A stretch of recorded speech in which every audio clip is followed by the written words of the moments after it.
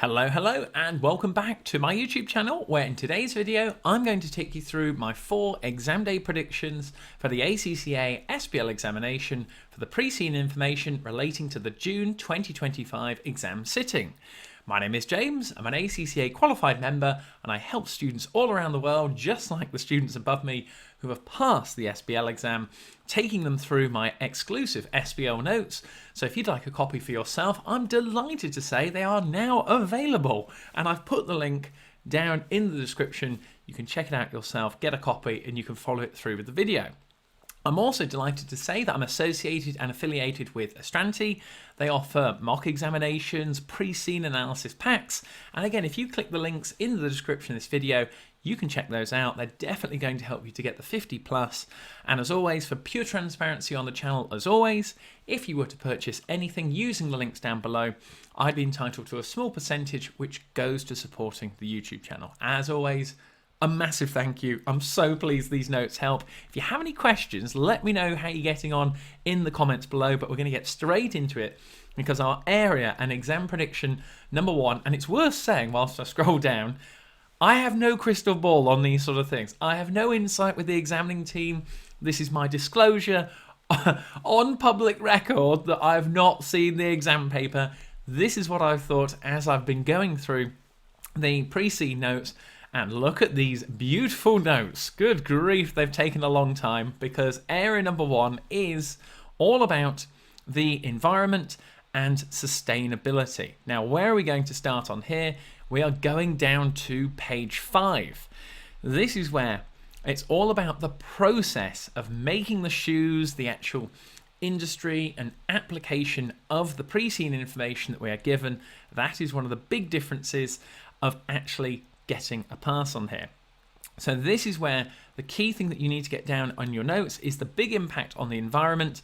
And you can see on here where my mouse is, we're told that the production through to disposal of shoe manufacturing and retailing has a big impact on the environment. Manufacturing processes release large amounts of carbon dioxide on there and accounts for 1.4% of the global greenhouse emissions. First key thing in terms of what could come up in terms of it, and from a pestle point of view using one of the theories.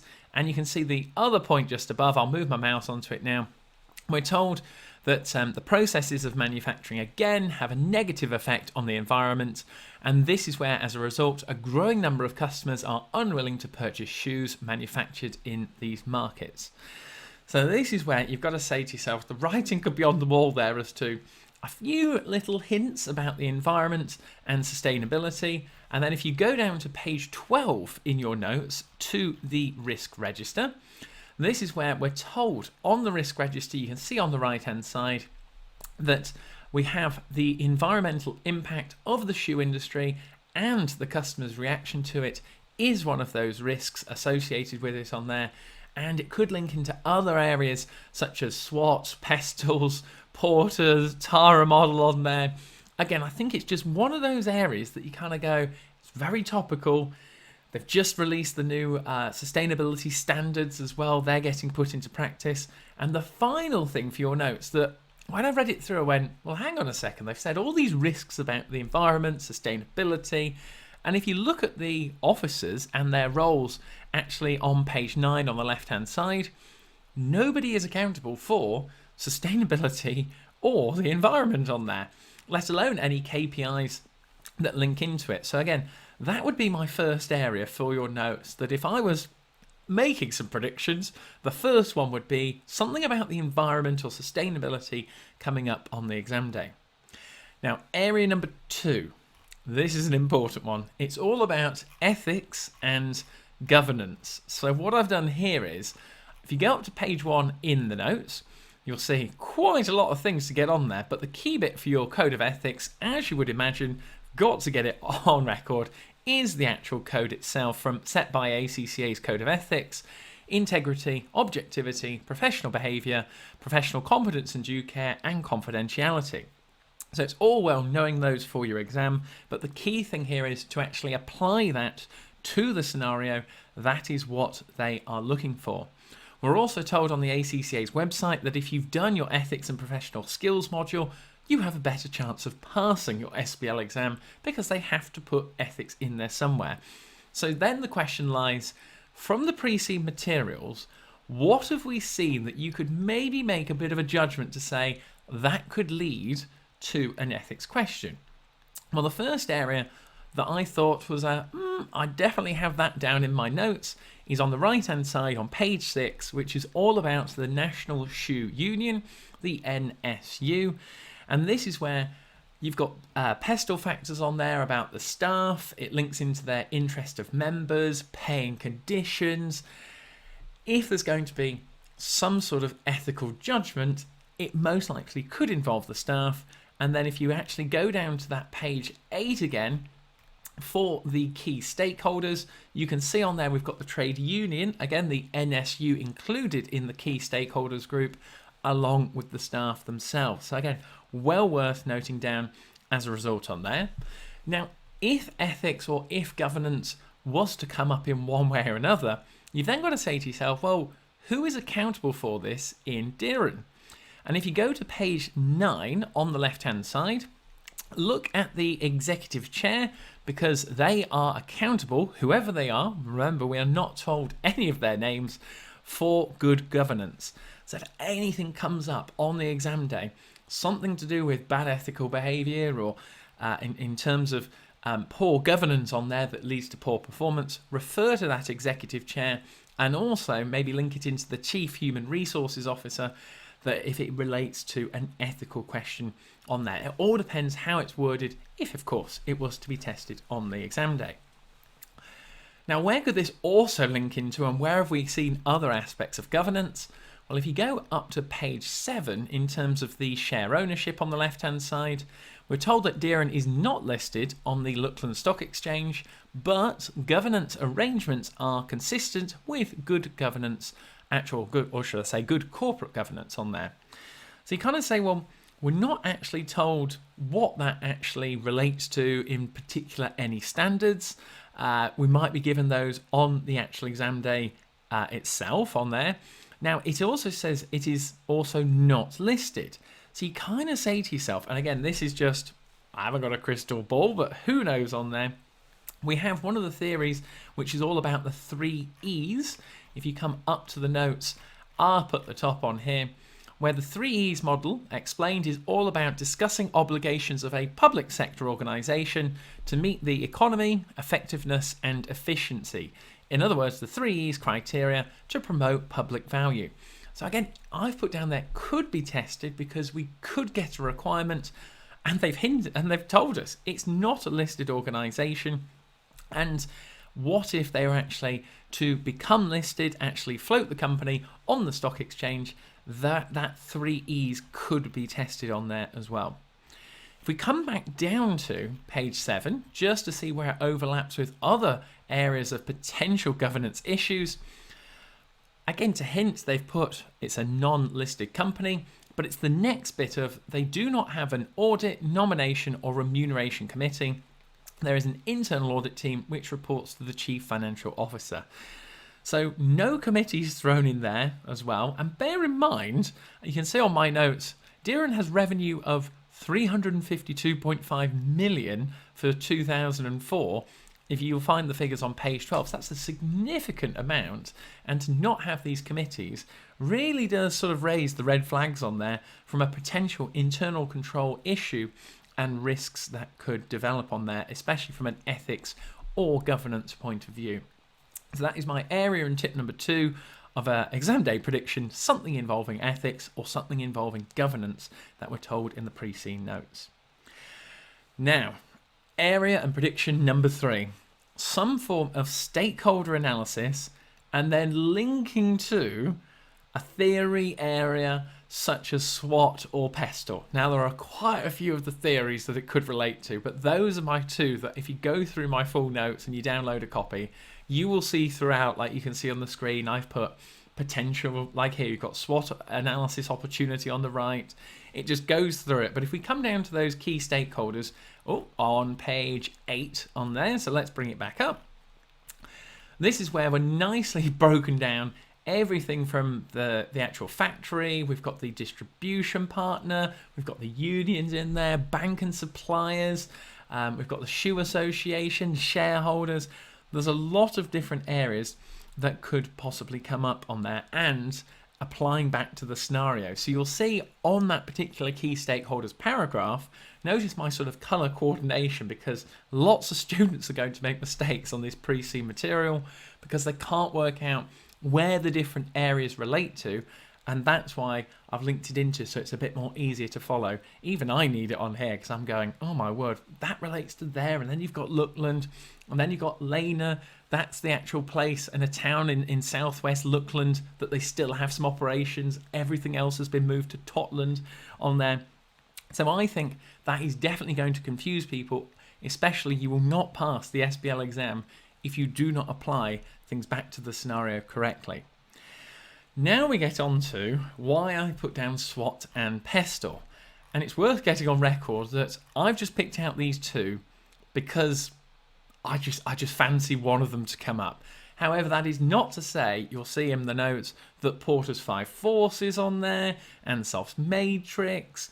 There are others sort of like Porter's diamond model, which I don't think are very likely, but who knows what could come up on the exam. But for PESTLE and SWOT, let's focus in on it now, where we've got the political factors about, we're told it's a politically stable country. In terms of economic factors, it's developed, and we're told about the economy slowing down, and we're given specific figures on there. We're also told in terms of the social aspects that the staff satisfaction is very good, staff turnover is very low. We've got technology points on page 12 about significant investments. Environmental factors I've already touched on about greater stakeholder awareness. And lastly, potential lawsuits, overseas labour, maybe fines, data breaches. There's a lot to be put to in terms of PESTLE, I would say. And who knows, even more could be thrown at us on the exam day. Then you come on to the SWOT analysis, and some of my points for strengths. It's very established that we have here for Dearn Shoes Limited. It has good heritage. It has 9.4% market share, which is not to be snubbed at, good staff satisfaction, decent high revenues. But in terms of weaknesses, I feel it's too spread in the amount of number of shoes that it sells. It lacks a strategy from the directors, which we'll come on to, and I think they just aren't niching down effectively on there. In terms of opportunities, they've got great ones on there. They do not export their production correctly to international markets. Online sales out of Luckland is another area, but the threats are another interesting thing for you to talk about. And again, applying the scenario, the potential loss of staff, economic climate declining, customer satisfaction dropping. There is a heck of a lot of things to talk about. And if you're ever getting lost about, well, where can I sort of cherry pick the different areas? You'll see throughout my notes, like on the right hand side here, we've got SWOT analysis opportunities, where when it comes to your actual exam, if it was to be tested, applying these specific figures and details from the pre-seen information and the information provided on the exam day is what the SBL marker is going to want to see from you. So we've got some points on there about SWOT analysis. You'll see on the left-hand side, there are a lot of areas in terms of PESTLE. So we've got some economic factors there about the demand that's being affected. We've got some social factors there about increasing awareness that employment protection legislation involving employees. We've touched on the environmental impacts, having a negative effect, especially on the carbon dioxide levels. There is a heck of a lot of things to talk about, along with those final legal factors on the right-hand side there, about copyright protection and data protection legislation. So I think it's definitely worth noting down on there, and that is why my prediction number 3 is some form of stakeholder analysis or application linked to either SWOT or PESTLE, with the caveats that there are definitely other theories in the SBL syllabus that you need to be aware of because they still have potential to be tested. So stakeholder analysis, SWOT and PESTLE are my gold and silver, with a few other theories up there as well that could be tested. So that is area number 3 for my prediction. Now, area number 4 is the strategy of the business. Now, why on earth have I picked strategy for the business as my last one? Well, let's take you down to, first of all, page 9 in terms of the actual officers on here. And then this is where we have actually the keynote for you to get down, which has led me to think about this. So it's on the left-hand side where my mouse is. So Dearn has a functional, top-down, hierarchical structure with clear chains of command and formal lines of communication, responsibility, and authority. All sounds pretty good there. Processes are well defined, and the focus within the company is ensuring the day-to-day operations run effectively on there and efficiently. So you can see on my notes, I put, not very strategic on there when you think if we're going to be paying some of these board of directors the top dollar to run this multi-million pound organisation, they've got to be thinking strategically about the long-term aspects of the business. And obviously that's not to get away from that the day-to-day operations are very important. We've got to look after cash flow and other factors like that. But look at the sentence above where I'll put my mouse to now. Most of the directors have worked at Dearn for over 20 years and relationships between them are positive. They take a risk-adverse approach to decision-making. So the directors sound pretty comfortable in their actual positions. They're very operational in the way that they go about things, making sure that they're very risk-adverse. The company still ticks along. And that is where, when we look at, well, okay, if we're thinking about a strategic question coming up on the exam, who is accountable for it?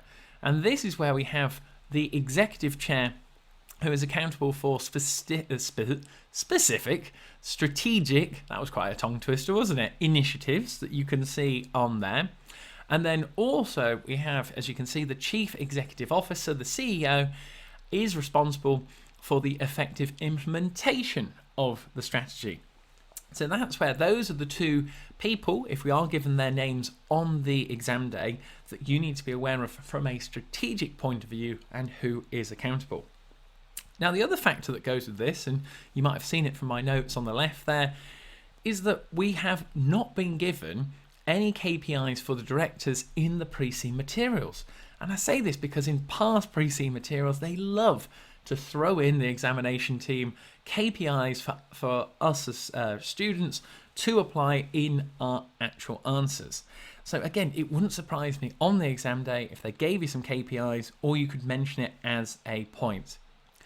This also links into agency theory, which is the relationship between the owners of the organisation and actually the managers or the directors who operate on the day-to-day, week-by-week basis on there. So they both have different agendas. The founders of the family want the business to be a long-term, healthy, sustainable business that they can probably take some nice dividends from, whereas the managers seem to be really preoccupied with the day-to-day running and making sure that they are in a comfortable position and it is stable for them. So maybe agency theory is another aspect of the SBL syllabus you could talk about for this point. On page 7, you can see on the screen, I've also noted down here about the founding family have no involvement in the management of the company. We're also not told about the number of founding family members who are involved in that 70%, or if it has led to any disagreements in the past. So again, it's all linking to who is driving the strategy for this organisation going forward, because the founding family have no impact or no say or involvement in the management of the company. And the directors, as you can see from the pre-seen materials, are very risk adverse and they're really only focused on the day-to-day operations to make sure it's effective and efficient. The last point being down for the purpose. So they love to see in an answer for an SBL student application of the pre-seen materials, and from if a strategy was to be tested, linking it to the mission, the vision and the values is another key area that I think you could do very well on. Now, why do I say that? Well, in terms of the mission, you see that about an enjoyable customer experience. Well, that's sadly declining. You can see at the bottom, customer satisfaction has gone down from 8.7 to 7.0 in 2002 to 2004. So the mission isn't really well aligned in terms of giving the customers the best experience possible.